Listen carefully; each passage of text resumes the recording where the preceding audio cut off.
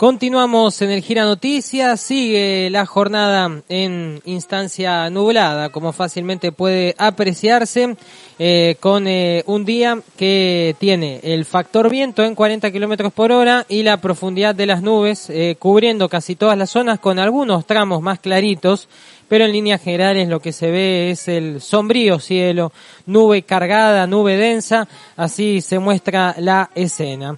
Bueno, y contarte que Joe Biden fue a la marcha de los trabajadores del sector automotriz, una historia interesante, la de la creación del vehículo en los Estados Unidos con el Ford T, y en este caso con un Biden que creo que hay un aniversario importante del Ford T que ahora vamos a recordar con el profe, y justo Biden acompaña en esta marcha y es el primer presidente de Estados Unidos en ir a una marcha de trabajadores, todo un gesto de el tenido por socialista Joe Biden en un país en donde la CNN es un canal comunista, ¿no? Y Joseph Stiglitz, un economista que en realidad está más cerca del liberalismo que de otra cosa, supuestamente es un comunista, ¿no? Digo, un país en donde los márgenes son esos, el hipercapitalismo con el dinero como único factor importante. Bueno, lo de Biden es una cosa así como de otra galaxia. Tengo del otro lado a Raúl para charlar de este y otros temas y para hacerlo desde la historia que reconstruye el pasado para hablarnos de nuestro presente. ¿Cómo andás, profe? Buen día. Hola, ¿qué tal? Buenos días, Gerardo. Un saludo a la audiencia. Muy bien y muy pertinente tu intervención, porque sí, justamente bastante representativo. Fíjate que si bien el primer porte se largó el 1 de octubre de 1930, hoy, el 27 de septiembre, se lanzaba un nuevo paradigma de producción que era la producción en cadena, para que a los pocos días aparezca lo que va a ser el modelo T. Se suponía que era todo un modelo de construcción, todo un paradigma de que no, digamos, hay una cosa que hay que quitarla, el mito de que Henry Ford fue un matadero de Chicago, de los mataderos nuevos que existían, que los tuvimos nosotros también, por eso Nueva Chicago se llama así.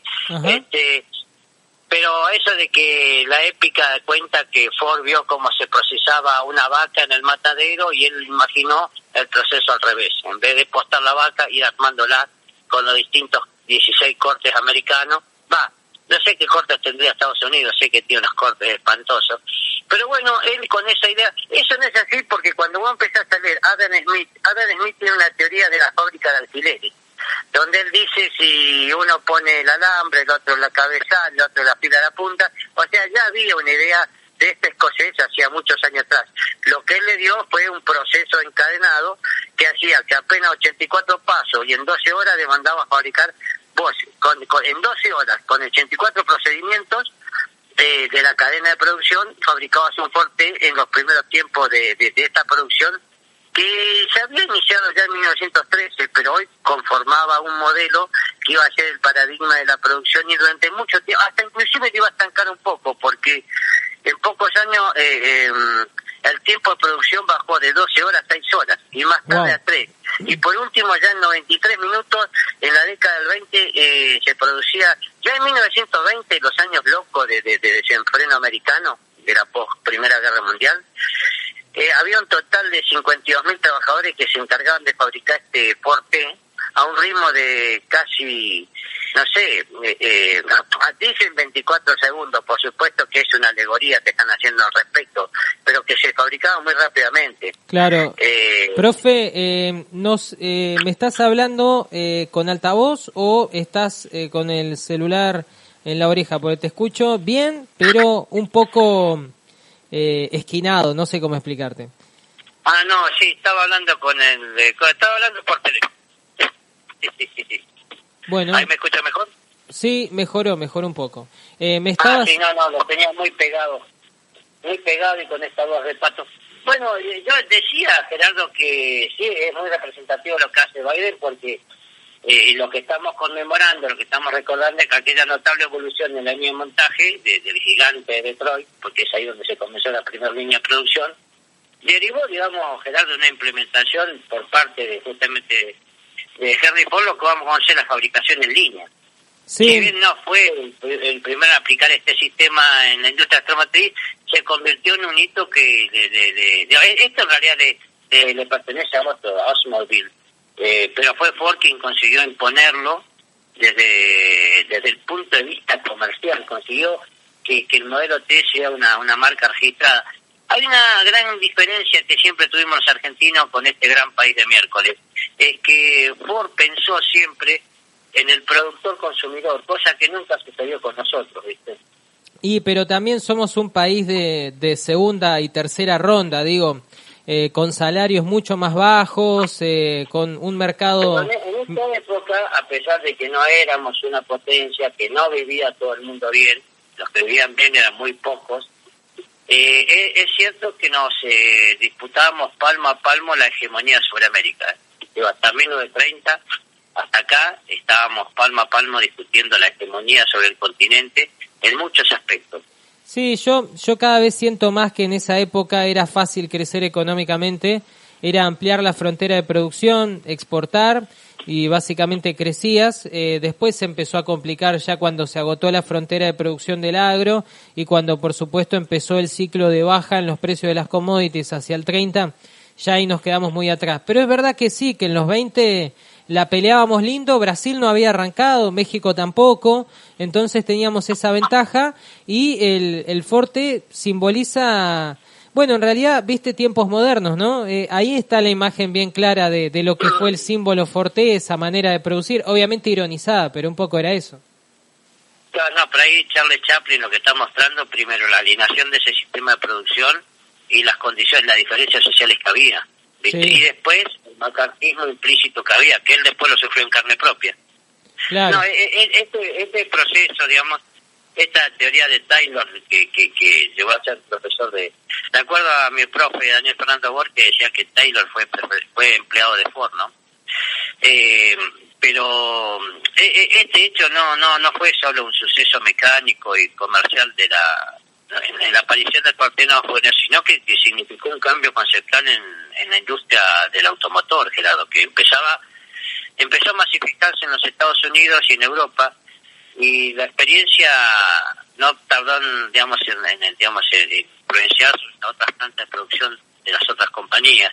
Acá en Argentina teníamos comenzamos a ensamblarlos acá porque éramos el país que más autos compraba, pero no los fabricábamos. Sí, y vos cuando hablabas de 74 segundos, eso el mito dice que tardan 74 segundos en hacer un auto.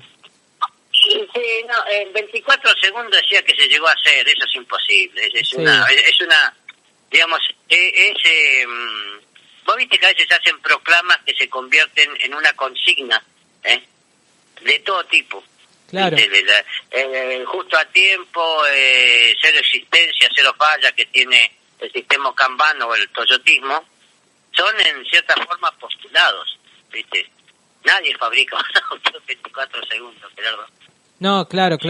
Pero bueno, es cierto justamente, si hay algo que no se puede hacer es acelerar los procesos. Y acá lo que necesita justamente son 84 pasos, no hay forma.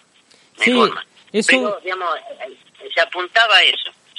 Muchas veces en los sistemas de trabajo alienante, porque este era un trabajo alienante, Gerardo, siempre tiene esto, y eso es lo que no tuvo Taylor en su teoría de producción, más allá de la visionaria decisión de implementar la línea de montaje para un negocio, hay que decir una cosa, no fue por el creador de este método revolucionario, su estrategia estuvo bien respaldada por una teoría que había sido minuciosamente desarrollada por Taylor y que ya anteriormente lo había previsto Adam Smith. Cuando vos ves la teoría de Adam Smith, ellos, aparte de ver ver la competencia como un mecanismo de evolución, también habla de la división del trabajo y esto justamente nada tenía que ver con la familia de Ford ni con la empresa, sino que es una de los digamos, lo que hizo Ford fue un paradigma, porque él lo llevó a la aplicación, él lo planteó, él tuvo pero la división científica del trabajo la hizo Taylor, ¿viste? Sí, estaba pensando que un poco el proceso es sacar a los campesinos de su parcela de tierra en la que estaban desde el medioevo trabajando, sacarlos de su pequeña propiedad y ponerlos en el libre mercado de factores del trabajo y la mano de obra a hacer este trabajo repetitivo una y otra vez. Sí, eso se ve mucho en la Revolución Industrial, ¿no? Por eso la escuela reprodució ese sistema de fábricas, Gerardo. Hasta el día de hoy tenemos el modelo de fábrica de esa época, que ya no existe en el mundo. El sistema de producción hoy en día son módulos independientes y se fabrica ya con la venta previa del producto, ¿viste? Igual, profe, en Estados Unidos, en China, hay muchos lugares en donde la fábrica sigue siendo un lugar de ilegales, de población semi-esclavizada, digo, gente sin documentos y haciendo un trabajo extenuante y en una suerte de cadena productiva, ¿no? Bueno, si uno mira la historia de los 7 tigres asiáticos que lograron, primero lo que se hizo es porque Japón no podía, tenía que respetar la ecología y los procedimientos y los marcos legales de producción. O sea, si se le moría un negro tenía que pagar. Eso puntualmente. Por eso se extendió a Vietnam, a Corea del Sur y a otros lugares. Primero se hace por eso. Y después, sí, en esta época tampoco había reivindicaciones. Justamente hoy después vamos a hablar de la parte sindical donde se creaba la CGT en 1900, justamente en el mismo año, qué año trascendental para esto. Pero hay que entender que Taylor marcaba, es más, Taylor decía que el ser humano era una constante y que el ser humano era vago por naturaleza y que trabajaba solamente por miedo a morirse de hambre. Era muy lineal, por eso su sistema no funcionó. Después tuvo que aparecer Mayo y aparecer otros pensadores de la producción para mejorar esto. Claro. Taylor tenía 4 o 5 postulados nada más, Gerardo, no es no es una teoría, ¿viste?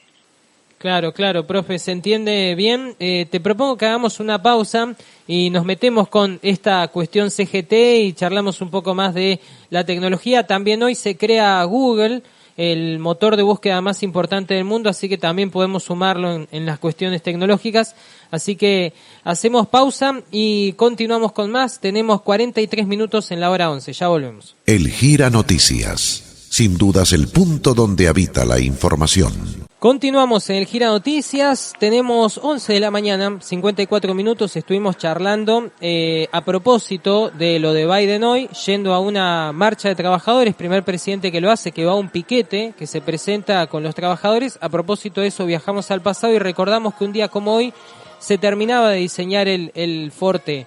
Esta cuestión de los minutos, el recorte de tiempo, cada vez fabricar más cantidad de autos en menos tiempo hasta esta cifra irrisoria de los 74 segundos, algo por supuesto inexistente. Ahora, profe, el año en el que termina de estructurarse en Detroit el Forte, me dijiste que era 1930.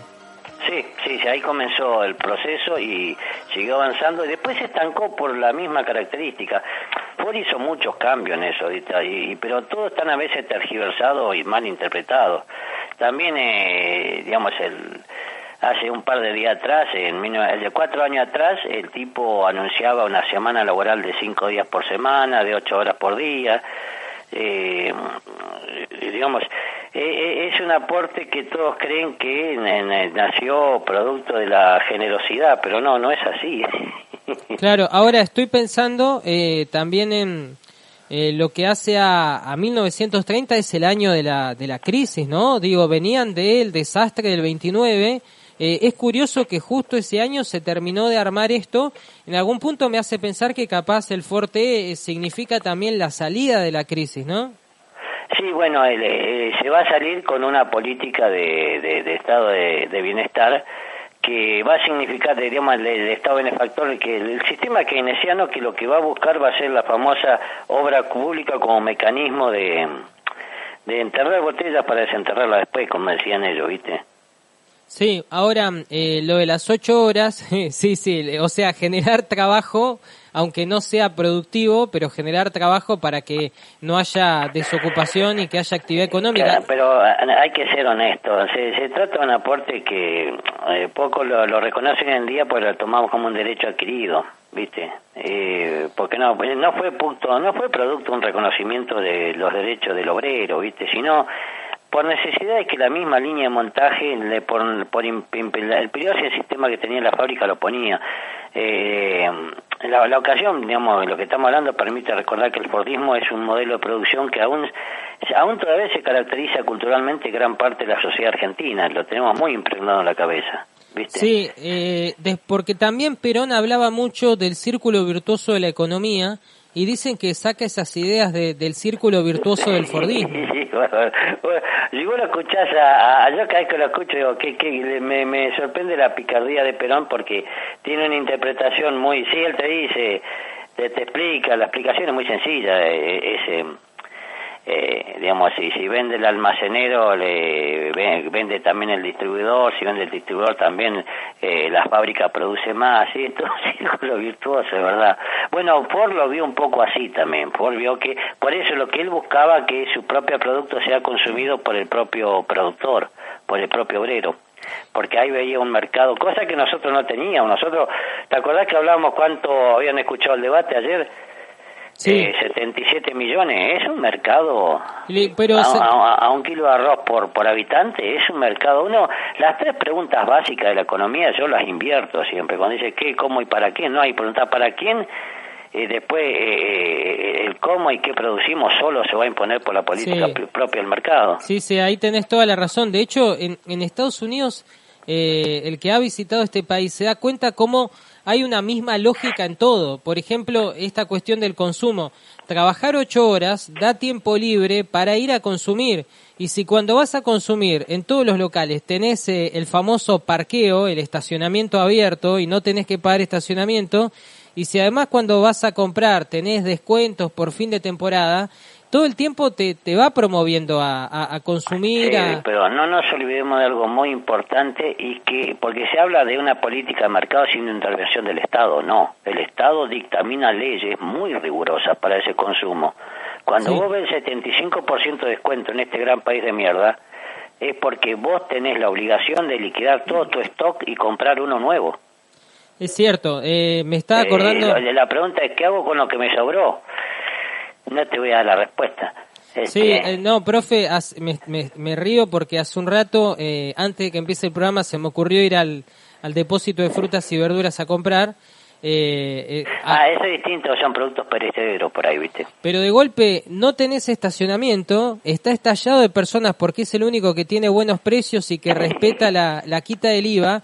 Y es un pasillo angosto en el que te tenés que servir vos y andás a los codazos. La verdad que no promueve el consumo, no te dan ganas de ir a comprar ahí. Bueno, lo primero que hacen los gringos cuando vos vas a ese gran país de mierda es, viste que antes de hacer el punto de venta, que fabrican la playa de estacionamiento. Sí, no, eso es increíble. Acá, eso que pasa, nos admiramos, nos sorprendemos. Viste, sí, qué gran país, viste, pero tiene muchos engaños, sí, muchos engaños. Ellos hablan de que América Latina tiene un obrero, Argentina tiene un obrero demasiado protegido. Es mentira. Ellos tienen leyes más rigurosas, que hay una política de libre mercado donde el que es capaz es el que sobrevive, y el que es un inútil, bueno, tiene que dedicarse a otra cosa. Es mentira. Vos, si tenés una tienda, vos estás obligado a liquidar tu stock porque tenés que comprar el stock que se está produciendo de nuevo. O sea, hay una intervención del Estado indirecta que no se percibe, pero que está presente en forma directa con la ley. Sí, te pueden echar de toque, ¿no? Por muy poco te echan, ¿no? Como también voy a decir los bienes de consumo, se liquidan porque a ellos mismos te lo dicen. Dice, mire, si quiere tener problemas, pégale un balazo, pero no le dé un producto vencido, porque eso no zafa ni enjabonado. Sí, igual que cambiás la mercadería, digo, compraste unas zapas, no te coparon, vas y te devuelven la plata. Ese es el abuso. No, bueno, porque hay un sistema que... pues los Simpsons te ayuda bastante en eso, ¿no? Que hay que pasársela corrigiendo la historia, porque hace, como todos americanos, hacen lo que quieren con la historia. Pero lo que buscan es la felicidad a través del consumo, y somos felices por lo que consumimos. Y ese paradigma, ese sistema como el de Ford, se impuso en la actualidad. Falta ver dos personas que se juntan y dicen, ¿cómo te va bien? Cuando te dice que te va bien, te cuenta contar todos los logros materiales. Es increíble, y los famosos... Al menos que se haga evangelista el hermano, ¿no? Claro, bueno, y después aparece lo que hoy en día conocemos como el white people problem, o sea, gente que está económicamente muy estable y que se la pasan hablando con los vecinos del barrio de qué reformas van a hacer en su casa, y el chusmerío de compra-venta de inmuebles. Digo, eso es consecuencia también de este sistema en su máxima expresión, que tampoco está bueno. Eso es cierto. No, es como los matrimonios que son felices y lo único que charlan son de los hijos, de lo que vamos a comprar. Sí, es cierto. Pero bueno, lo que estamos aquí reconstruyendo es un sistema de vida que creó el capitalismo industrial de los Estados Unidos en uno de sus hitos importantes, como es 1930. Y te quería preguntar, profe, por Detroit. Esta ciudad es donde estaba la casa matriz de la empresa Ford, ¿no? Sí, ahí comenzó digamos, el modelo, ¿viste? Te sigue siendo todavía un parámetro, sigue siendo una ciudad emblemática de Estados Unidos porque representa justamente el sistema de producción, pero ni siquiera tiene origen americano eso. Están destruidos ahora. Es de origen francés, hasta el mismo nombre, ¿viste? Sí, pero digo, Detroit, no sé si sabés, profe, pero es la ciudad más endeudada de Estados Unidos, tiene unas tasas de delincuencia tremendas, el consumo de fentanilo es una cosa muy habitual. Y bueno, señal que el consumo compulsivo no te satisface completamente. También en Rusia, cuando te cubría todo de la cuna a la tumba el sistema comunista, yo no conocí más borrachos que los rusos, ¿eh? Es más, y borrachos que no porque le guste el vodka. Allá se toma mucho vino, no toman tanto vodka. Pero vos cuando conoces al ruso busca algo que le pegue, no que lo paladee. ¿Vos los veías felices a esos rusos? Tienen tan poco que con poco. Lo que pasa... No, sí, es verdad, sí. Bueno, digamos, yo los quiero mucho porque no son tipos simpáticos cuando los ves. Cuando tratás con ellos, qué sé yo, los que vos conocís, los pocos que conocí yo en Sobispano y todo eso, cuando tratás con ellos no son agradables porque tienen una cultura distinta. Lo primero que les choca a nosotros es nuestra sonrisa, pero tienen, como no tienen nada con poco, son tremendamente felices, ¿viste? Sí. Son serios quizás por fuera, pero por dentro capaz. No, una vez que los conocés, ¿viste? Ya, una vez que entras en confianza son lo contrario de los americanos, ¿viste? El americano no te abraza en la perra vida, ¿viste? Claro, es que está buena la contraposición porque este sistema también lo que tiene de venta de productos y de consumismo máximo es un trato falso y cordial. Es como que... Lo primero que le choca al ruso, ¿sabes qué es? La sonrisa. Sí. Porque ellos lo ven como muy falso. Y un sistema de venta, primero, la buena presencia, segundo, la sonrisa, y el tercero, ¿en qué lo puedo ayudar? Claro, o sea, claro. Nos enseña a ser falso, ¿viste? Sí, la verdad... ¿En qué lo puedo ayudar? Si a usted me importa un pepino, gorda, estúpida, compre que tengo que vender. Sí, viste, cuando pienso en las fotocopiadoras de la facultad, la primera reacción es... Sí, decime, o sea, ni siquiera, hola, ¿en qué te puedo...? No, sí, decime. A veces, bueno, en eso adhiero un poco a los colombianos, que también son una mentira, ¿no? Pero el tema de... Acá el comodorense lo sufrimos mucho, que lo va a comprar y dice, ¿qué quiere? Y te quedas en un tono como diciéndote ahí rapidito, porque no me sobra el tiempo. Sí, es verdad. No, bueno, todo lo contrario de Colombia, que es... Bueno, esta ciudad, a pesar de que está endeudada, acá comenzó una ciudad que ni siquiera, vos dices, es los auténticos americanos, ni siquiera es americana, o sea, los primeros europeos que llegaron ahí, es por la vía, allá por el 1600, mediados del 1600, donde se dedicaban a la producción del circuito de pieles, ¿cuál es la diferencia? No mataron a los iroqueses, a los dawa, a los hurones, porque necesitaban las pieles que ellos les traían. Y a partir de ahí comenzó. Es más, la palabra Detroit creo que es una deformación francesa. Mirá. Y bueno, de ahí, bueno, es más, hasta hubo, digamos, esta zona de lago y arroyo, hasta tuvo, le llaman guerra de castores ellos, ¿viste? Esto es un proceso conocido como entre los iroqueses y los franceses, ¿viste? Eso es entre los iroqueses gringos y los iroqueses franceses, Eso muestra la película. Esa ciudad fue la que comenzó a tener este modelo de producción que después va a ser el paradigma del éxito de la producción, ¿viste? Hace un frío terrible y está en la zona de los Grandes Lagos, casi... Bueno, si vos mirás el mapa ya te congela el solo mirarlo, ¿viste? Sí, muy cerca de Canadá, ¿no? Muy cerca del hielo. Dios mío, ¿viste? Sí, nada tiene que ver con los yanquis, eso aclarémoslo, ¿eh? Aparte una sección continental sin el mar que regula las temperaturas, un frío asegurado y una nevada que te la regalo. Así que bueno, acá donde se daba justamente la producción, ¿qué va a ser? Es así como el Ford T no solo empezó a popularizarse entre los empleados de Ford, sino también entre casi toda la clase trabajadora. Eso también hay que reconocer el éxito, Gerardo. Pero claro, lo que pasa es que Ford lo llevó, así como empezó a pagar $5 diarios que decía te vas a fundir, así como dijo luego de 8 horas, dice te vas a fundir.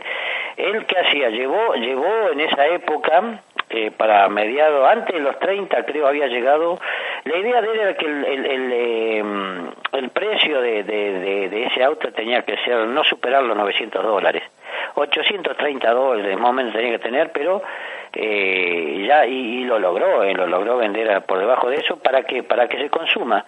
El sistema de producción y de felicidad a través del consumo lo crearon ellos y de manera muy exitosa, Gerardo. Y además un país que acompañaba construyendo autopistas, carreteras, y bueno. Eso tuvo un poco que ver la Guerra Fría. Obligaba a que las ciudades tuvieran 2 entradas y 2 vías de salida. Claro, pero lo hicieron, digo, porque nosotros a veces hacemos el plan acá, pero no lo hacemos nunca. Sí, bueno, acá ahora dentro de 2 días vamos a tener la inauguración y por 20 años vamos a tener una comunicación con la parte norte de Comodoro. Bueno, pero así no sé todo... ¿de qué se queja usted? Sí, pero así todo Comodoro tiene superávit fiscal y pasó esto y enseguida se... Tiene superávit fiscal porque tiene 2.000 millones de pesos puestos en plazo fijo, y eso le permite tener espalda para esto y muchas cosas más. De ahí me preocupaba que algunos que se postulaban disputarle el espacio que ganó después Luque, sí. Pues ya te decía, Bussi fue el ejemplo más claro, cometió la torpeza de decir en las radios que con eso disponible podemos mejorar muchas cosas, ¿viste? Claro. Pero o sea, bueno... quiero reventar esa alcancía, te estaba diciendo. Sí, claro. Vamos, no, digámoslo sin vuelta. Bueno, muy distinto a este proceso económico, porque en el aspecto social hay que decir también que el trabajo de cadena hizo que, primero hay que entender una cosa, hoy en día lo vivimos mucho, viste que tenemos muchos que saben usar la computadora pero no saben cómo funciona. Sí, es cierto, profe. Sí. Estamos al borde de tener copistas. En la Edad Media había tipos que sabían escribir en cualquier idioma, pero no sabían leer, Gerardo. Entonces estamos muy cercanos a ese proceso, porque perdemos la capacidad de leer, la capacidad de interpretación y la capacidad cognitiva, que es el éxito de la revolución de los medios de comunicación que tenemos. Es que, de hecho, profe, viste que la inteligencia artificial no se sabe bien cómo funciona. Que el mayor problema es eso, saber computación sí, no saben de computación. Es como yo sé emprender el auto y sé manejarlo, pero no sé ni dónde están las ruedas. Ese es un serio problema que tenemos ahora. Es un analfabetismo funcional bastante peligroso. Y ese es el problema de que Ford tuvo este tipo de cosas porque adhirió fervientemente a los postulados de Taylor, ¿viste? Sí, y esto de la facilidad en el consumo también nos sirve, profe, para comentar lo que fue en 1998 la creación del motor de búsqueda de Google, que un poco facilita encontrar lo que estás buscando, incluso lo que no necesitabas, ¿no? Pero te da una facilidad para encontrar necesidades y generar necesidades enormes, ese motor de búsqueda. Bueno, eso, por ejemplo, Mónica, que digamos, licenciada en publicidad, te explican bien que la publicidad es una paranoia, y lo que trata de buscar es crear una necesidad.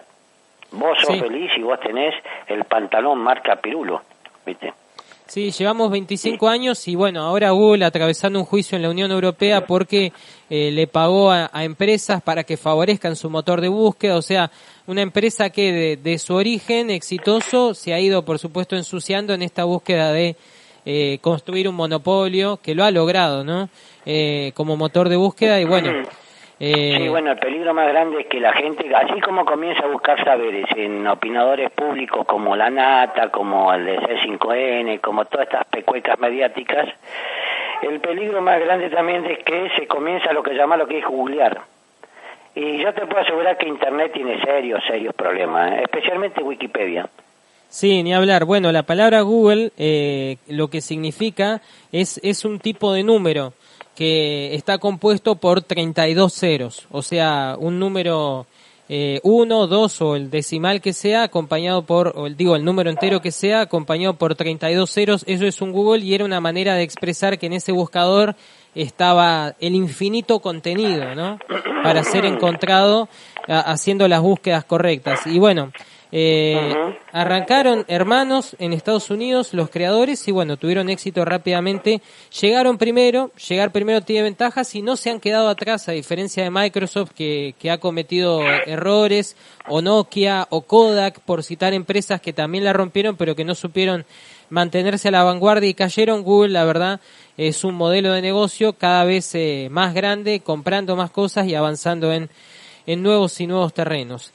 Bueno, se creaba la CGT, lo mencionaste hace un rato, en 1930. Sí, no es una cosa espontánea, es una situación, un proceso de negociaciones permanentes y de reivindicaciones constantes. Perdón. Sí, el 27 de septiembre de 1930 se va a constituir la CGT, que va a ser dirigida por un comité nacional que va a elaborar, como siempre, la típica historia argentina, ¿viste? Va a elaborar los estatutos definitivos, pero más adelante, ¿viste? Lo que va a hacer, va a redactar una declaración de principios para convocar a un congreso, digamos, y bueno, aparte, es como la historia de la independencia argentina, Gerardo. Vamos de a poco. Sí, y bueno, en ese aspecto hay que decir que los primeros que van a formar esta CGT va a ser, bueno, el secretario general va a ser Cerruti, Silvetti va a ser el prosecretario, de Carbona como tesorero, el protesorero va a ser Resnick, nombres que cuando uno comienza a buscarlo lo va a encontrar. Pero ¿sabes cuál es lo malo? Que a los 2 días del golpe de estado de Uriburu que se da esto. Claro. Unos días antes de un golpe militar encabezado por José Félix de Uriburu, que había derrocado al gobierno radical, fue que muchos núcleos políticos apoyaron en principio esta acción militar, y la característica fascista que tenía este gobierno de facto, como acá queda a la vista, ¿no? Se consolida y se crea una cosa de la Confederación General del Trabajo, que bueno, después va a estar como 6 años. La notable transformación que se está... Esto muestra que hay una transformación en el movimiento obrero argentino que se va en la década del 30, pero que recién se puede ver claramente en actos como el 1 de mayo de 1936, viste que era una fecha... Bueno, si uno ve quiénes son los invitados, quiénes son los partícipes de este acto del 1936, te comienza a dar cuenta del compendio de gente que participa. Claro, sí. Pero estamos hablando de mucha gente, estamos hablando de 160.000 personas, en un acto donde van a ser los lamentables oradores, van a ser Domenech, que era del Partido Comunista, Alberdi, que era de la Unión Cívica Radical, Arturo Frondizi, va a comenzar a participar en estas cuestiones militantes, Gerardo, de una manera notoria, y va a tener una particularidad que también va a estar Lisandro de la Torre por el demócrata progresista, Bravo por el socialismo, Dickmann, Repetto, Ravignani, Pérez, entre otros, digamos, va a ser un compendio porque van a haber permanentes luchas entre lo que iba a ser la Unión de Sindicalistas Argentinos, la CGT, y acá hay una cosa importante, que es lo que sucede a veces. Las intervenciones van a jugar una figura preponderante en esta organización, ¿viste? Ahora, la CGT se vuelve lo que hoy conocemos como CGT con el peronismo, ¿no? Porque me estás nombrando muchas figuras y varios movimientos sindicales, me imagino que arrancó y tenía mucha discusión interna y muchos sindicatos con los que disputar. Bueno, lo que hay que decir con esto, que ya existía, el movimiento obrero organizado existía antes de Perón. Lo que pasa es que cuando Perón agarró una secretaría insignificante del trabajo, que ni siquiera era secretaría, creo, comienza a convocar a los sindicalistas más potables y maniobrables y le comienza a dar conquistas gremiales que es fácil. Vos te afiliás a un gremio o al otro de acuerdo a las conquistas que tenés, Gerardo. Sí. Si vos con el sindicato Gerardo, en vez del sindicato Andrés, trabajás 6 horas, te vas ahí. Claro, la gente va al sindicato que más resultados genera en su ámbito laboral. Con el que menos conflictos tenés y con el que más ganás. Eso es un modelo egoísta natural del ser humano. La Confederación General del Trabajo, digamos, surge en 1930, es fundada en 1930, digamos, como consecuencia de que entre sindicalistas socialistas, comunistas, independientes, y la unidad se va a lograr con el tiempo, y después se va a dividir al poco tiempo. ¿Cómo? Dividida. cómo pisaba la izquierda en esa época en este país y es increíble, profe, cómo hasta hace poco seguíamos insistiendo que el mejor candidato a un sindicato era el que se hacía el más revolucionario. Eso para mí ya quedó atrás, pero en esa época era la época de oro de esto, ¿no? No, el mejor sindicato es el que sabe negociar, Gerardo. No el que va hasta las últimas consecuencias, pues las últimas consecuencias es el despido de compañeros y después las reivindicaciones que pedimos se transforma en la reincorporación de los que vamos a poder reincorporar, que nunca van a ser todos. Sí, no, yo me refiero al momento en el que el sindicalista o el político hace campaña. En los 30 y hasta hace poco en la Argentina vendía el que se hacía más rebelde y más revolucionario. Y eso ahora se terminó. Ahora parece que gana el que anuncia que va a recortar y va a castigar más a los trabajadores. Sí, el tema que, ojo, tenemos sindicalistas que son empresarios también. Claro, no es lo mismo que lo que era en esa época. Sí. Y después otra cosa que lo hemos hablado en otro momento, en los años 30 comienza a estructurarse hay una connotable estructura industrial en Argentina. Sí. Y en ese contexto la CGT se convierte. Tener buenas relaciones con la CGT significaba tener... Y aparte había una vieja discusión entre los anarquistas, los socialistas, entre el sindicato por ramo, el sindicato por oficio, ¿viste? Y por supuesto, ya en esta época, como pasa hoy con la fraternidad, la Unión Ferroviaria va a ser preponderante porque paraba ese sindicato y no se movilizaba nadie, ¿viste?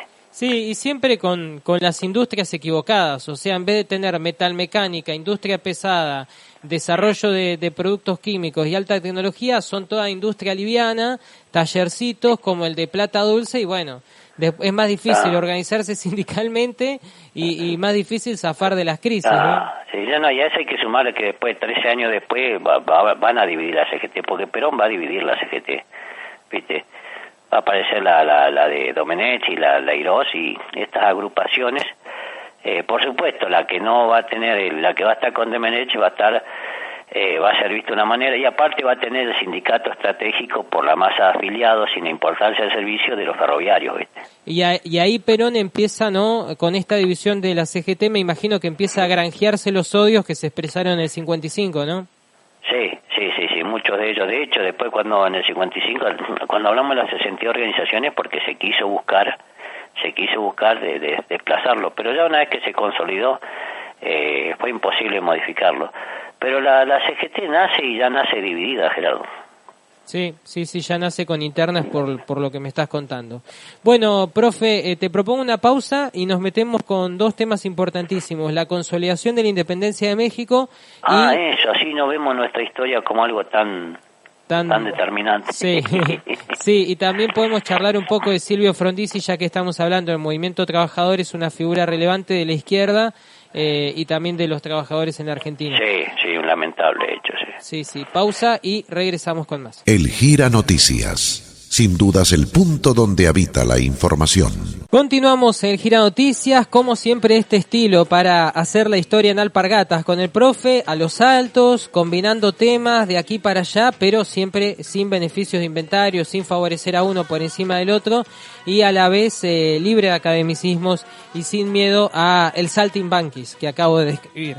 Bueno, tenemos siglo XIX y tenemos siglo XX. Vamos a ver cómo... Permitime hacer una corrección que ayer me equivoqué, Gerardo. Dale.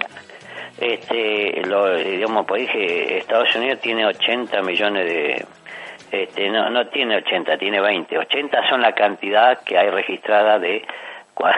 Y ahí me sorprendí que en cuanta rosca hubo en el mundo estuvieron implicados los americanos. Pero son 20 millones. 20 millones, la mitad de nuestro país, ¿no? ¿20 millones de veteranos de guerra?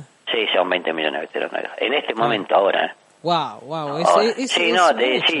La verdad que yo digo eso, que los 20 vayan a votar, ganta ser presidente. Y sí, porque no es obligatorio el voto. Claro, ¿qué es lo que hace un club? Con un club vos querés ganar, bueno, bancá 300 tipos y primero van a la asamblea, que te fajen al que no te deja hablar o que te comienza a cuestionar, y después son los que van a votar. Claro. ¿Cómo se hizo el 25 de mayo de 1800? No aprendimos nada. También así, ¿no? Y sí, al que no estaba a favor que estaba a favor del virrey se lo... Donado con su imprenta invitó, y a los que los conocían los invitaron, pero a volverse a la casa. Claro. con el uso de la violencia popular de ser como necesario. el escudo chileno, por la razón o la fuerza. Claro. Y hablando de la razón o la fuerza, creo que hoy México usaba la fuerza, ¿no?, para sostenerse en el poder. Vos sabés que, bueno, eso lo agradable. El 27 de septiembre de 1821 se consolidaba definitivamente la independencia de México, porque lo que había sucedido en 1810 no fue más que un levantamiento desenfrenado de Morelos y el padre Hidalgo, que ya dijimos, fueron, de las cuales hay muchas versiones, pero fueron, y en realidad a los mexicanos festejan el grito de Hidalgo, que fue algo que hizo un viejo en 4 meses y que resulta que después duró 11 años de guerra. De hecho, el que hoy llegaba a México con al mando del ejército trigarante era, como es, Agustín Cosme Damián de Iturbide y Aramburu, lo que te estoy diciendo todos los nombres para decirte que era un sujeto, uno de los mejores militares que tenía México, que era un tipo que él era independentista, pero no apoyaba a lo que hacía Hidalgo, porque no apoyaba el método. Él quería la independencia, pero no con ese método que estaba haciendo Hidalgo.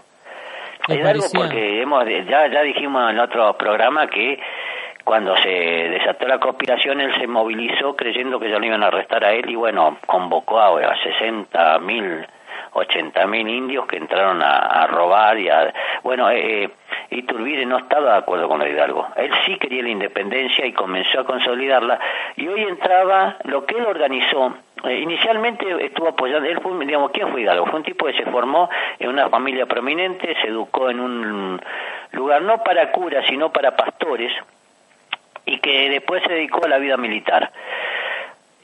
Combatió en el ejército, militó en el ejército realista, contrariando a los insurgentes, porque no estaba de acuerdo con no estaba de acuerdo con España, pero tampoco estaba de acuerdo con el método utilizado por Hidalgo y el utilizado por Morelos. De hecho, él vence. De Hidalgo dijimos que cuando ya estaba en Guanajuato se dispersa. Hay algunos que dicen que Hidalgo no quiso entrar a México por miedo a lo que iba a ser toda su tropa, ¿no?, que era una tropa desorganizada, ya iban con bolsas en la mano para todo lo que iban a robar, y Morelos, que sí era mucho menor y organizado, a él lo vence, justamente Iturbide lo vence, siendo numerosamente inferior, pero mejor organizado lo vence. A partir de ese momento lo que hace Hidalgo es una especie de desfile constante, y él entra a México el 27 de septiembre de 1821, consumando ya la independencia de México. Ahí realmente es la independencia de México, no el grito de Hidalgo que festejan los mexicanos, porque repito, él quería la independencia, pero no con el método utilizado por Hidalgo y por Morelos. De hecho, Gerardo, el padre Hidalgo era primo de Morelos, de Iturbide. Ajá, así que había un vínculo personal, un conocimiento, me imagino, de las características de Hidalgo. Hablamos también de la cuestión medio pendenciera, chupandina, ¿no? Por decirlo. Sí, al padre Hidalgo. Lo que pasa es que eran sacerdotes no de vocación, sino de conveniencia. Claro. Cuando existe el mayorazgo, entonces el que sigue le queda, o te haces militar, pero te tenés que bancar en la guerra, y si es que llegás a entrar en un cuartel para formarte como oficial, o te haces cura, donde no corres riesgo, te aseguras, pero con ciertas privaciones. Claro. Entonces, por eso Hidalgo le gustaba, así como le gustaba dar misa, le gustaba la parranda que daba miedo. Era timbero, gallero, sí. No pagaba las apuestas, chupandín, como ninguno. Claro, y Iturbide todo lo contrario.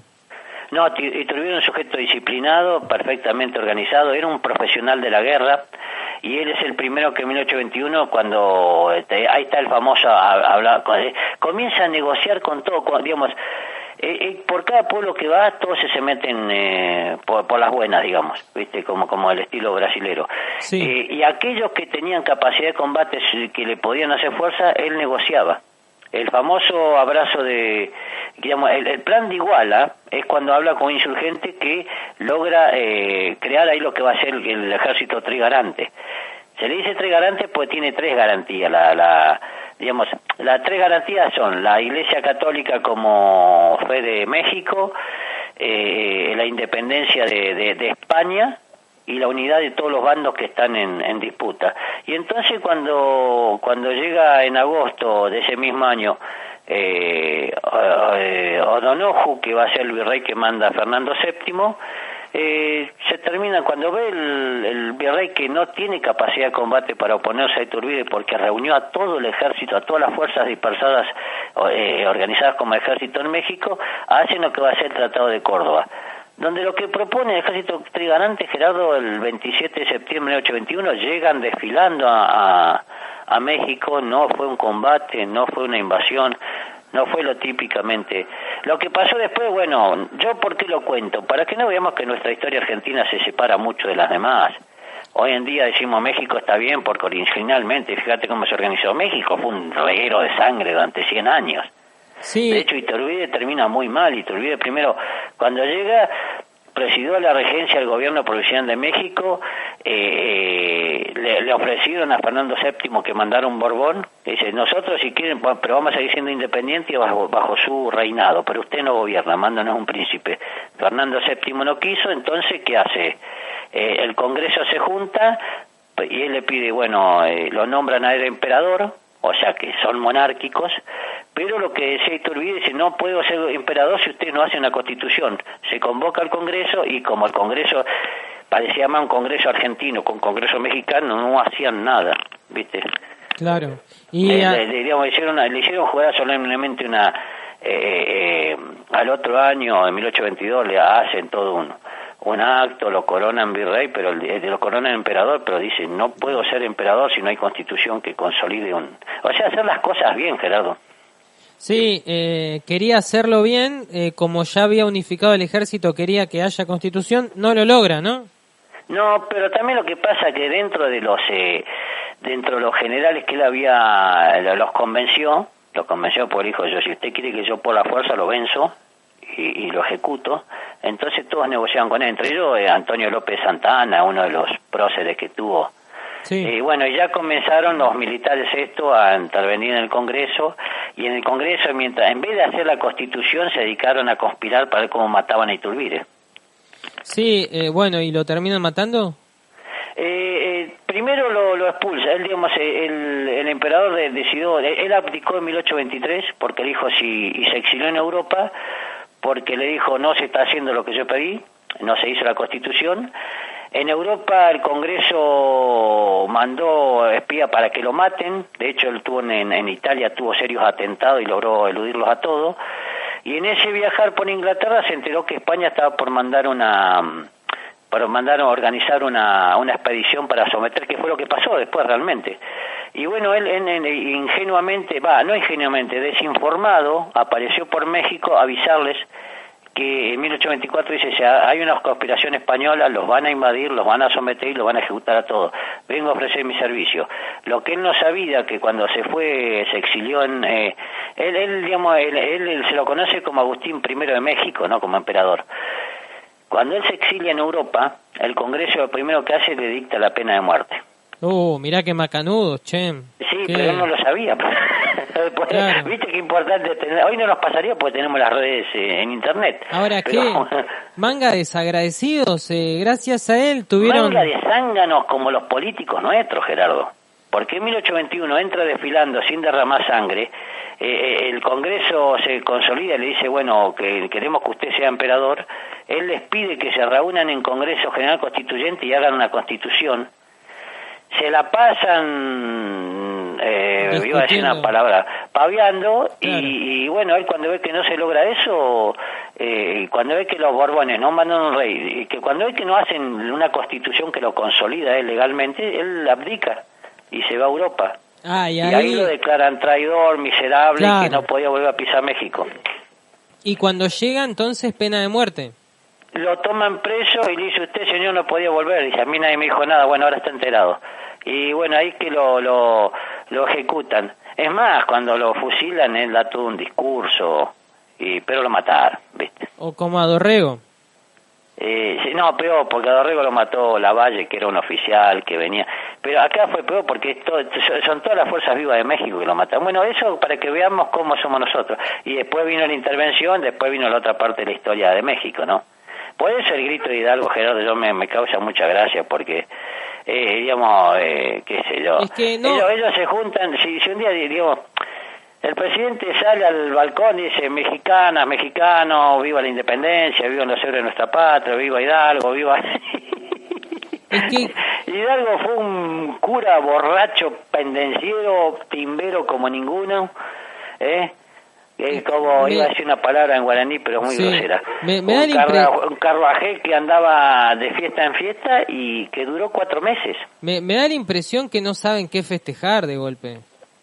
Bueno, Gerardo, nosotros el 9 de julio lo tenemos representado en el colegio con la casa histórica, donde afuera hay gente vivando la Declaración de Independencia. Y lo que la PRIDA fue un trámite nada más. Es que en realidad, con ese criterio terminás festejando el día que ganaste el Mundial de Fútbol, ¿no? Porque... Sí, pues mucho más. Bueno, sí, lamentablemente son mucho más originales esas conmemoraciones que otras. Sí. Bueno, digamos, a Agustín primero se lo declaró, el mismo Congreso que le pidió que se asumiera como emperador lo declaró traidor, y cuando volvió lo fusilaron, ¿viste? Fue arrestado. Llegó a Tamaulipas, ni siquiera llegó a México, ahí lo arrestaron nada más, ni apenas puso un pie. Y bueno, después de 1838 trasladaron su cuerpo, es más, lo enterraron ahí perdido en el medio de México, más o menos, en la orilla, y después lo llevaron a la Catedral Metropolitana, y hoy en día es una de las cosas más conmemorativas que puede tener México. Por eso me causa gracia, ¿viste? Claro, ahora... Cuando te dijeron que los mexicanos no son latinos, son tan latinos como nosotros, ¿viste? Sí, repasás su historia y te das cuenta. Ahora, lo que me queda claro de este día es que lo que consiguió fue unificar todas las fuerzas vivas, todo lo que era el sector armado, con el ejército trigarante, negociar con el virrey y que puedan declararlo a él como emperador y organizador de México. Duró poco, pero fue una consolidación. O sea, hoy consiguen independizarse de España, pero... Hoy, 27 de septiembre de 1821, se consolidaba auténticamente la independencia de México. Claro. Y se adhería a una monarquía con Agustín I de México, que era Iturbide. Claro, se libraron de España, pero no de ellos mismos, ¿no? Esa es una frase, pero... para la posteridad. Sí, bueno. No, el problema de México es peligroso porque, como dicen los yanquis, siempre está lleno de mexicanos, ¿viste? Sí, Así que, el emperador, pero repito, el emperador se quejaba de que no hacía una constitución. Dice, yo voy a ser virrey, voy a manejar esto, pero necesito un marco legal que me sostenga. Claro. Y de allí entonces toda esta historia que hemos contado, su migración hacia Europa y su regreso trágico. Y eso pues no pintar que después la historia sigue, porque después vienen los españoles, después tienen a Maximiliano. El de Francia. Después viene un Borbón seguido por un Borbón, viene un Borbón a posicionarse, ¿viste? Pero ahí comienza otra historia, de la cual han hecho muchas películas los yanquis con eso. Sí, hace unos días hablamos de la guerra con Estados Unidos, de los niños mártires y toda esta cuestión. Lo que hay que tener en claro, la campaña del ejército trigarante que manejó Iturbide fue una constante negociación y un desfile triunfal en cada lugar que llegaban. No fue una sucesión de batallas sangrientas. Iturbide era un general increíblemente exitoso y genial, ganó todas las batallas, nunca perdió una. Mirá. Está en una situación de desventaja a veces, como cuando peleó con Morelos y todo, pero era un profesional de la guerra. Como era San Martín, ¿viste? No derramaba sangre inútilmente. Y cuando entró hoy a México, entró desfilando, entraron como, 160.000 efectivos, una cantidad impresionante, porque había reunido a todas las fuerzas militares que se habían conformado en el territorio mexicano. Bueno. Y en cada uno, entre ellos había muchos macanudos en México, entre ellos el más conocido es Santa Anna, pero había muchos con los que negociaba. Sí, me suena parecido a San Martín, la verdad, de los nuestros. Exactamente, ¿viste? Más allá de los fracasos. Y es bueno que lo resaltemos porque ahora si llega a ganar Dios no lo permita, pero si llega a ganar este rubio macanudo, simpático y gritón, el historiador, que es ese economista que le está llenando la cabeza de pájaro a Milei, que es Emilio Campo, yo no sé si no va a terminar echando las velas. Así como hoy en día quieren sacar a Roca de todo lo de las plazas, van a querer sacar a San Martín, Sí, justo que volvió al billete de 1000. Tiene un discurso, tiene un constructo discursivo completamente nefasto que vamos a terminar odiando a San Martín. Sí, peligroso. Profe, nos queda un rato para hablar de Silvio Frondizi. Un día como hoy lo asesinaron en 1974. Tenemos un rato, no es poco tiempo. Bueno, es la parte más triste de terminar este programa, porque el 27 de septiembre de 1974, en la calle Cangallo, entraba un grupo de tarea con 2 comisarios, cuyos nombres se conocen, los reventaron a golpes a Silvio Frondizi. A pesar de que el yerno lo trató de defender a punta de pistola, lo mataron al yerno y ahí lo ejecutaron en las afueras de lo que es Buenos Aires. Una pena. El asesinato fue asesinado, digamos, por miembro del grupo parapolicial de la AAA, Sí. Y lo llevaron hasta los Balcas de Seiza y lo ejecutaron, así como a un perro. La calle Cangallo es lo que hoy se conoce como Sí. la calle Perón, y el que lo ejecutó, Perón. el que lo llevó adelante fue el subcomisario Juan Ramón Morales y su inspector Almirón Sena, en un Falcon verde, como no podía ser de otra manera. Y repito, a pesar de que el yerno, que era Luis Alberto Mendiburu, lo trató de defender con la pistola, lo ejecutaron ahí nomás. Le metieron, mira, qué cosa morbosa tiene la historia argentina, Gerardo. Acá está numerada la cantidad de orificios que tenía. Es una cosa que a mí me sorprende mucho. Porque, digamos, así como sabían que Bandón murió de 8 balazos, que Rucci murió de 25 balazos, saben que murió de 50 orificios de bala. Es una cosa que me parece... Bueno, Terrible. fue velado, por supuesto, en el aula magna de la UTN, de la Universidad Nacional Tecnológica Nacional. Pero ¿quién fue Silvio Frondizi? Un abogado intelectual, un intelectual nazista argentino que tenía una obra literaria increíble, una producción, pero que había viajado a Cuba, que tenía una trayectoria que estaba muy relacionada con la Revolución Cubana. Es más, de hecho, en Cuba se entrevistó con el Che Guevara durante mucho tiempo, en 1959. Cuba inclusive mirá cómo son las historias, ¿no? Porque cuando en 1959 gana Fidel Castro, entra a La Habana, lo convocan a él, sabiendo su capacidad intelectual, lo buscaron para darle una titularidad, lo querían hacer titular de la Universidad de La Habana. Wow. Porque es que tenía una producción intelectual extraordinaria, ¿viste? Y de hecho hay una aula magna en la universidad que lleva su nombre.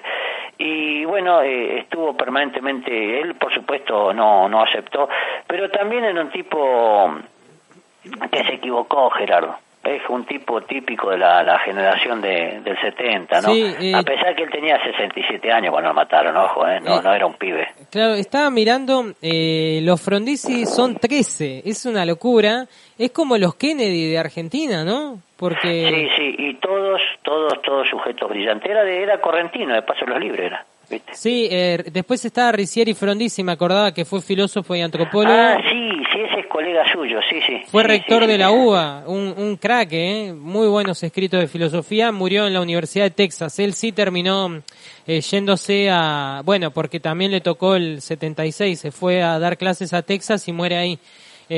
Pero el caso de Silvio, intelectual de izquierda, como decís, 67 años. Sí, pero era un sujeto que se equivocó, porque fue un tipo que, ¿cómo decirte? Él siempre se relacionó con la Revolución Cubana, se vinculó muy fuerte con el partido troquista.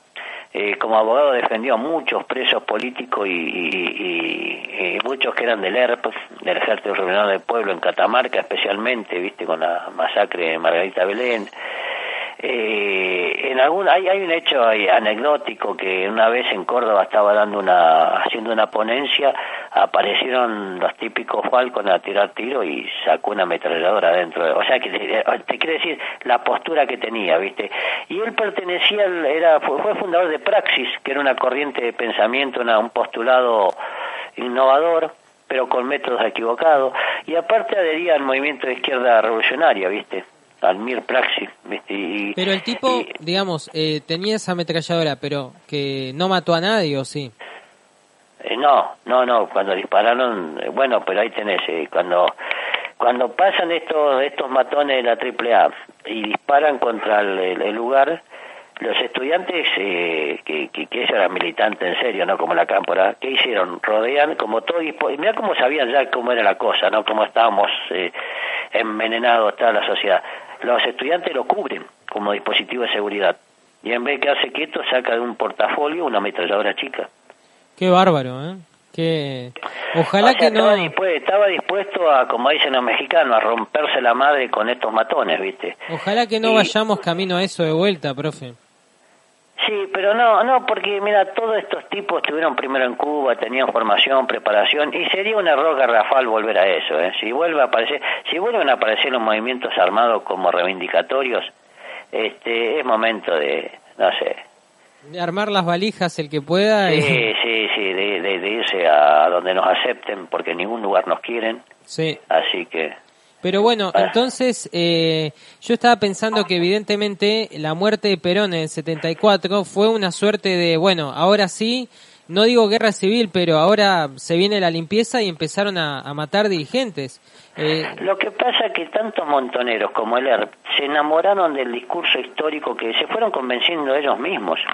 Cuando vos ves yo os recomiendo leer que habla de lo público, lo privado explican cómo cuando hicieron el 5º Congreso que van a optar por la vía armada, y la culpa la tuvo Cuba de todo esto. Cuba fue un cáncer para Latinoamérica, Gerardo, porque todo el que pasó por esa isla de mierda terminó pensando que la mejor forma de llegar al poder no era como Allende, sino era llegar a través de las masas por la vía armada. Bueno, ¿viste? pero por otro lado, profe, por ahí, si no le hacían el golpe de Estado a Perón, y si no tenías el plan con Intes y después Onganía, capaz no llegábamos a estos niveles, ¿no? También en el escenario local... Esa frasecita, qué malograda. No podemos llegar a este nivel de violencia. El problema es que siempre hay palomas y halcones, digamos, muchas veces no hay que alimentar la bestia, Gerardo. Claro. Como dicen los presos, no hay que regalarse. Es que acá la verdad no había democracia en esa época. Yo me pongo a pensar eso, digo, solo con Cuba, ¿alcanza para También explicar? Dicen que con el peronismo no había democracia, pero antes y después tampoco la hubo. Bueno, sí, es cierto eso, pero digo... La democracia todavía no la tenemos completamente consolidada. Las generaciones que vienen después de usted posiblemente sean una generación formada dentro de los marcos de la democracia. Los chicos hoy en día no le tienen miedo a nadie. Está bien, no respetan a nadie, eso yo lo reconozco porque no los conozco, pero he tratado con ellos, trato con ellos constantemente. Pero el marco de la democracia es una consolidación, la construcción de identidades en un marco de democracia es un proceso largo que se logran recién ahora lo estamos viendo. No se podía pedir democracia en una época. Los movimientos de izquierda como Montonero y el ERP lo que buscaban era esto. Bueno, ahora va a haber un golpe de Estado. Dice, nosotros tenemos que crear una resistencia, haber un golpe de Estado. Y después, con ese golpe de Estado, donde estén los militares, vamos a contraatacar y ahí sí nos vamos a posicionar y vamos a tomar el cielo por las armas, ¿viste? El cielo por asalto, como decían ellos. Se enamoraron de su propio discurso y no se dieron cuenta que hasta no sé si no tenían dobles agentes metidos en la dirigencia militante armada, Gerardo. Ahora, a mí me llama la atención con el secuestro de los Born, ¿no alcanzaba esa plata para hacer la revolución definitiva? Digo. Mira, Gerardo, alcanzaba para corromper a los militares, para corromper a la clase política y para consolidarse en el poder. Claro. Los 60 millones de dólares hoy serían aproximadamente, no te quiero exagerar, pero más de 200, no, estoy siendo inexacto, pero estimativamente como 260 millones de dólares. Cuando se hizo el golpe del proceso de reorganización nacional, donde Macera se encargó de Montonero y el ejército del ERP, no fue por una simple cuestión del antiperonismo de Macera y el antisurdismo del ejército, todos odiaban a los zurdos. Fue porque Macera hizo lo imposible y lo indecible, y esto está dicho por gente que adhería a los militares, como el Tata Joffre, para recuperar ese dinero que habían obtenido los montoneros a través del secuestro de Guam. Claro, y evidentemente Montoneros no buscaba la revolución a esa altura, sino acomodarse, como decís vos. Mirá, vos entras a mirar lo que fue la contraofensiva de 1979, que fue una entrega abierta y simple de los contraatacantes que no pasaron la aduana, Gerardo. No, es terrible eso. Sí, no, sí. Por eso yo creo que cuando Tulio Alperindón, que escribió La Argentina en el Callejón, justamente se refería a eso, que somos una sociedad que no reconoce sus propios errores y no analiza sobre los mismos. Sí, es Cuando cierto. hacemos esta historia en Alpargata, podrá tener, yo pido disculpas a mis profesores de la universidad, pero buscamos que el tema pegue y llegue para tomar conciencia y no cometer el mismo error de la misma manera. Y en ese sentido, ¿cuál fue el error de Silvio Frondizi? Adherir a la vía armada. Claro, porque después como intelectual el tipo, una producción literaria brillante. Bueno, ojo, vamos a ser honestos, Gerardo. Yo el tema de lo que escribió el feudalismo en 1940, que es una interpretación, un ensayo de interpretación histórica, no adhiero completamente a lo que él dice. Pero, por ejemplo, cuando él habla de la crisis de la política argentina, sí, tiene una interpretación, que es un ensayo de interpretación ideológica que es muy viejo, creo que antes de los años 50, antes de los años 40, estaba muy bien lograda, ¿eh? Cuando él habla de la crisis y la democracia en 1953 en el grupo Praxi, hay interpretación, ¿viste? Digamos, primero, eran militantes auténticos porque tenían una teoría, ¿eh? Uno no puede escribir nada si no se posiciona en una teoría. Una teoría por ahí es una intención fundamentada con los aspectos científicos, y él lo había logrado. Lamentablemente, se equivocó en adherir al método. Claro, y ahora estaba mirando el hermano Arturo, ¿no? El presidente, murió en el 95, Arturo Frondizi. Sí, yo me acuerdo de... Mi papá era frondicista, me tenía repodrido, porque en Comodoro tuvimos 15 minutos de fama durante la época de Frondizi, claro, y vimos ciertas bondades. Bueno, muchos apoyaron a Arturo pensando que iba a acercarse a la izquierda a partir de su hermano Silvio y nada de eso pasó. Arturo Frondizi, Arturo Frondizi sabía de izquierda más que el hermano, y más, es más, cuando se juntó con el Che Guevara en esa reunión, Frondizi lo dejó mal parado el Che Guevara, porque sabía más que el Che Guevara. Usted le hizo un análisis comparativo entre el materialismo histórico y la dialéctica marxista, y ahí lo dejó, le demostró a Che Guevara que andaba, le dejó en claro que el Che Guevara era un tipo sin pantalones con respecto a la formación ideológica. Un hombre de acción. Desde el punto de vista de su teoría no la tenía. Bueno, claro. Lo que pasa es que Che Guevara le dijo, bueno, pero yo hice una revolución. Claro, ¿qué le vas a decir? Sí, pero yo soy un ministro de la Revolución Cubana, está bien. Te pone la tapa con los hechos, pero no, Arturo Frondizi, y aparte una cosa, Arturo Frondizi antes de ser presidente, cuando escribió Petróleo y Estado, decía todo lo contrario de lo que hizo, se parecía a Menem. Sí, y después no nos olvidemos que él llegó porque hizo un acuerdo entre Frigerio y Kut entre Perón y Frondizi, era que ganaba las elecciones y volvía al peronismo. Bueno, y ahí está el tema, de golpe no lo haces y obviamente se va la gente a la lucha armada. Él cumplió con eso del peronismo, porque lo dejó participar en unas elecciones y fue lo que lo terminó sacando del todo, ¿viste? Claro, pero sí. Como Partido Popular, que ganaron en 10 provincias, Gerardo, las elecciones. Sí, es que... Ahí lo agarraron los militares del fundillo del pantalón y se lo llevaron a la isla Martín García. Es que el tema es, si vos tenías el peronismo que podía ganar elecciones en esa época y no tenías esos gobiernos militares, por ahí ibas a tener Montoneros y Heller, pero iban a ser unos locos aislados. No hay que estigmatizar a los militares, Gerardo, no hay que estigmatizar a los militares. Los militares fueron un mecanismo de transformación y cambio inmediato, sí, parte de la inmadurez política argentina. Y detrás están empresarios, están sectores civiles. Todos los golpes cívicos militares tenían civiles que estaban atrás. Todos, absolutamente todos. Claro. Bueno, profe, te agradezco esta charla. Hemos hablado bastante, así que un gusto esta semana de historia y nos reencontraremos el próximo lunes. Así que te deseo... Bueno, Gerardo, que tengas un buen día y que me perdonen los profes de la universidad, pero esta es historia en alpargata. Exactamente, buen finde y recuerden que pueden escucharnos en YouTube, allí nos encuentran @elgiranoticias. Abrazo grande, profe. Otro.